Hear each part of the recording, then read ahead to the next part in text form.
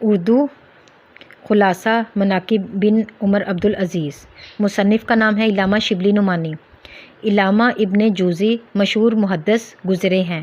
انہوں نے اپنی کتاب سیرۃ الامرین میں حضرت عمر رضی اللہ عنہم کی خصوصیات، ان کے اخلاق، ان کے عدل و انصاف کے حوالے سے بہت کچھ لکھا ہے۔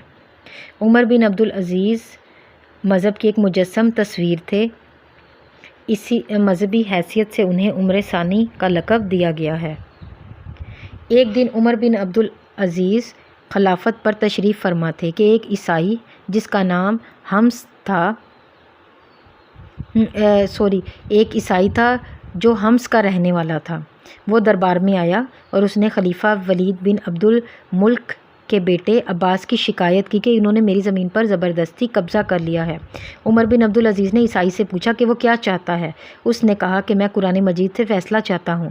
آپ نے عباس سے مخاطب کی اور کہا، عباس، اللہ کی تحریر تیرے باپ کی تحریر پر مقدم ہے۔ یہ کہہ کر انہوں نے زمین جو عباس کے قبضے سے نکال کر عیسائی کو دے دی۔ ان کا ایک بڑا کارنامہ بنو امیہ کی ناجائز کارروائیاں مٹانا تھا۔ سلاطین بنو امیہ نے رعایا کی بہت سی زمینیں ان کے قبضے سے چھین کر شہزادوں اور خاندان کے افراد کے نام کر دی تھیں۔ انہوں نے وہ زمینیں رعایا کو واپس دلا دیں، اگرچہ خاندان کی طرف سے بہت مخالفت ہوئی، لیکن انہوں نے کسی کی بھی پرواہ نہیں کی۔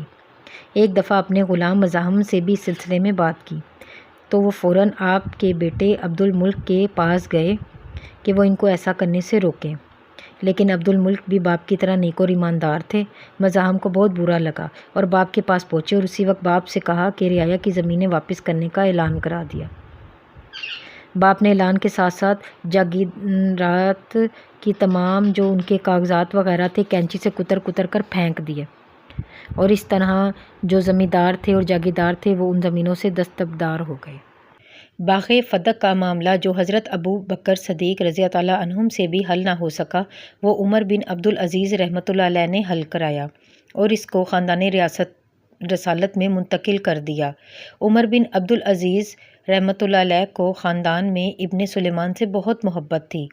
جب وہ اپنی جاگیر کے چھن جانے کی شکایت لے کر حاضر ہوئے تو پتہ چلا کہ یہ زمین عام مسلمانوں کی ہے اور عام مسلمانوں کو ہی ملنی چاہیے، لہٰذا شدید محبت کے باوجود بھی وہ زمین عام مسلمانوں میں تقسیم کر دی گئی۔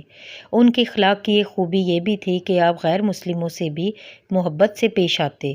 مسلمہ بن عبد الملک جو خاندان بنو امیہ کا دست و بازو تھا، نے گرجا کے متولیوں کے خلاف مقدمہ دائر کر دیا۔ دربار میں جب مقدمے کی پیروی میں مسلمہ بیٹھ کر گفتگو کر رہا تھا تو عمر بن عبدالعزیز رحمۃ اللہ علیہ نے اسے کھڑا کر دیا اور یہی نہیں، اس متنازع زمین کا فیصلہ بھی عیسائیوں کے حق میں کیا۔ عمر بن عبدالعزیز رحمۃ اللہ علیہ اکثر عیسائیوں اور یہودیوں کے ہاں مہمان ہوتے تھے، تاہم کھانے کی قیمت دے دیا کرتے تھے۔ اپنے مقبرے کے لیے زمین ایک عیسائی سے اس کے منع کرنے کے باوجود 30 دینار میں خریدی۔ وہ خود لنگر خانے سے عام مسلمانوں کے ساتھ کھانا کھاتے اور 1 درہم روزانہ بھیج دیتے۔ عمر بن عبدالعزیز رحمۃ اللہ علیہ کی وفات کے قریب مسلمہ بن عبد الملک نے وصیت کے بارے میں پوچھا۔ آپ رحمۃ اللہ علیہ نے فرمایا، میرے پاس ہے کیا جو وصیت کروں؟ مسلمہ نے کہا، ابھی 1 لاکھ دینار بھجوائی دیتا ہوں۔ اس پر آپ نے کہا، یہ تو اس سے بہتر تو یہ ہے کہ رقم جن لوگوں سے وصول کی ہے انہیں لوٹا دو۔ مسلمہ یہ سن کر رو پڑے۔ اگرچہ خلفائے بنو امیہ کروڑوں کی دولت چھوڑ کر مرے، لیکن عمر بن عبدالعزیز رحمۃ اللہ علیہ نے جب وفات پائی تو کل 17 دینار چھوڑے، جن میں 7 دینار تجہیز و تکفین پر صرف ہوئے اور باقی 10 ورثہ میں تقسیم ہو گئے۔